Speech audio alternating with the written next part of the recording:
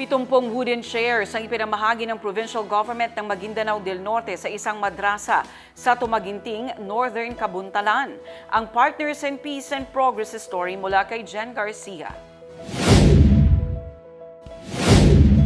Mas magiging komportable na at maayos ang learning environment ng mga mag-aaral sa isang madrasa sa Barangay Tumaginting, Northern Kabuntalan matapos ipamahagi ng Provincial Government ng Maguindanao del Norte ang 70 wooden chairs.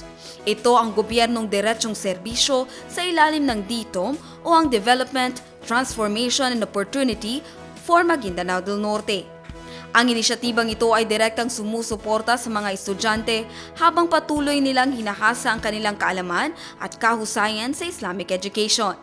Taus-pusong nagpapasalamat si Councilor Ibrahim Bayam at Tumaginting Barangay Captain Jomar Kasim Mangindra kay Governor Dato Tukaw Mastura at Provincial Administrator Dato Sharifuddin Tukaw Mastura sa hatid na tulong.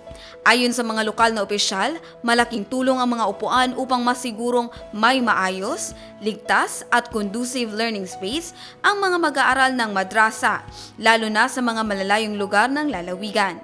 Binigyang diin naman ng pamahalaang panlalawigan na ang ganitong mga programa ay patunay ng kanilang patuloy na commitment na tiyaking kahit ang mga pinakaliblib na komunidad ay makakarating ang serbisyo, lalo na para sa edukasyon at spiritual growth. Sa pamamagitan umano nito ay mas napapalakas ang pundasyon ng kaalaman at pananampalataya ng bawat madrasa student sa buong Maguindanao del Norte. Sama-samang pagsulong sa ilalim ng DTOM ang gobyernong diretsyo serbisyo. Jen Garcia, iMinds, Philippines.